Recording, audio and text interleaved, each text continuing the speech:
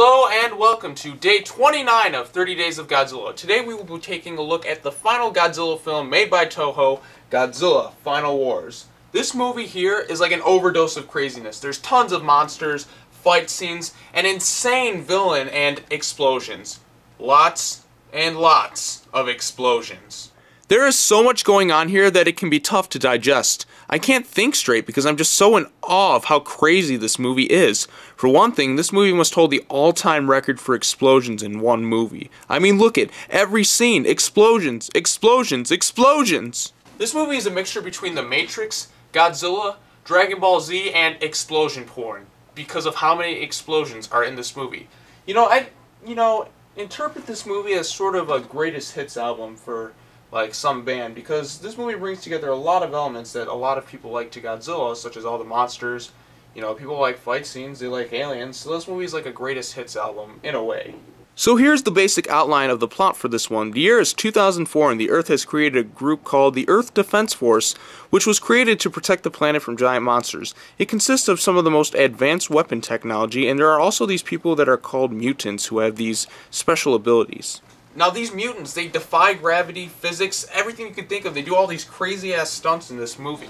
At first glance, you wouldn't even know this is a Godzilla movie. When I was watching, I'm just like, is this Godzilla? This is more like a Matrix ripoff than Godzilla when you first watch it. The only monster the EDF, aka Earth Defense Force, couldn't seem to stop was Godzilla. Oh, by the way, Godzilla was given a new design that is pretty solid.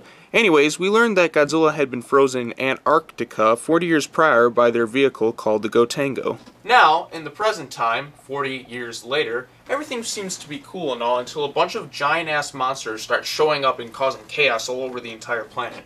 There's so many kaiju in this movie that appear, even more than in Destroy All Monsters, including Anguirus, Ebirah, Gigan, Godzilla, Hedorah, Kamacuras, King Caesar, Kumonga, Manda, Manila, Monster X, who's basically Kaiser Ghidorah, Mothra, Rodan, and even the American Godzilla Zilla. I mean, it's not all the monsters throughout the entire series, but as a monster movie fan, it definitely leaves you satisfied.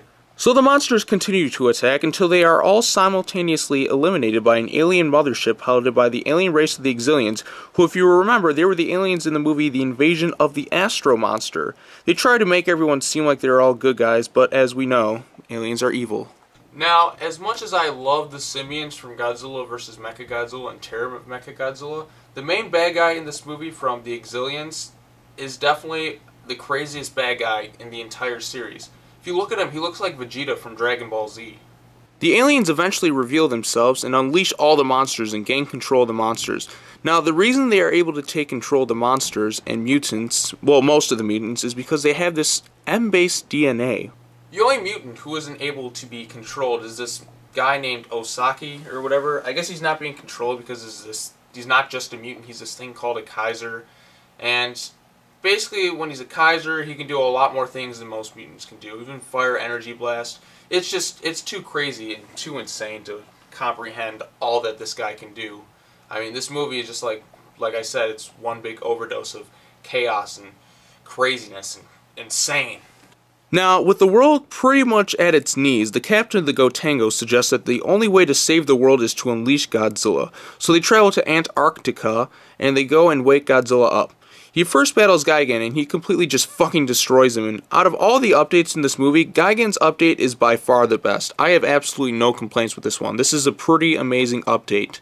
Once Godzilla destroys Gigan, he then follows the Gotengo all around the world, and basically like in a Mortal Kombat style tournament, Godzilla faces a lot of his past opponents, I should say. Some of them used to be allies, like Anguirus, and he basically eradicates all their asses. Now, after he beat Gigan, he quickly annihilates Zilla, which is one of the most satisfying moments in the entire movie.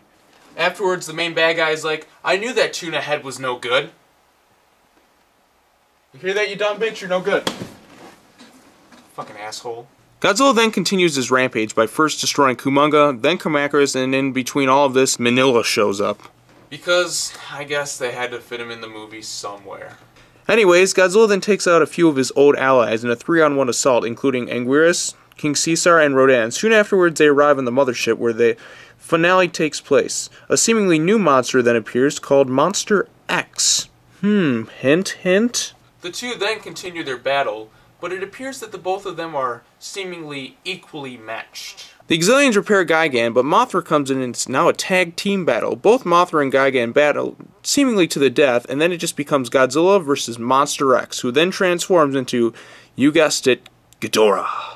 It's fitting that in the finale, Godzilla battles his most famous adversary.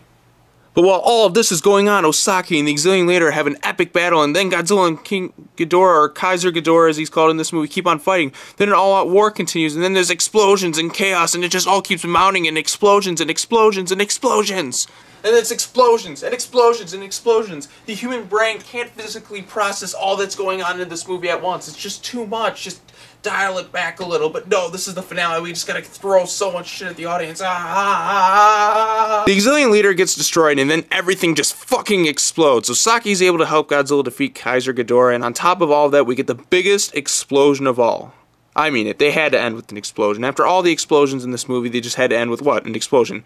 Then afterwards, Godzilla turns his attention to the humans, acting like he's going to destroy them, but then Manila comes in, and by the way, he can increase his size, just like in Godzilla's Revenge. That was a dream, but I guess they're doing that. It's just a tribute. Again. It's just a nod to that movie, which I'm fine with. They're just trying to pay tribute to the films of the past, even though that one kind of sucks. Whatever. So Godzilla's about to attack them, and then Manila walks in front of him, puts his arms out, and is like, okay, Godzilla, it's time to stop fighting.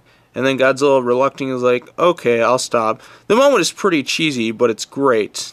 It's one of those moments that's really, when I think about it, it's kind of like cheesy and kind of ridiculous, but it kind of reminds me of like in the movie Batman Forever. Regardless of what you think, there's one part where Batman, like, he gives the thumbs up. I mean, it's kind of hokey seeing Batman give the thumbs up, but it kind of makes you feel good. You know what I'm saying? Like, just Batman giving the thumbs up. I mean, I don't have to get everything so dark and depressing once in a while. Just a simple thumbs up is, you know, it makes you feel like a lot younger and kind of kid-eared.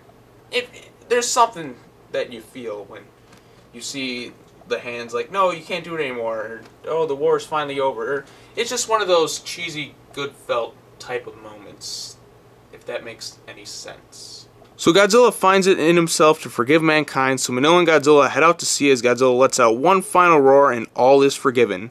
I honestly think this is a pretty good way to close out the series. It was his 50th anniversary and they didn't need to kill Godzilla this time, they just wanted to let him go in peace.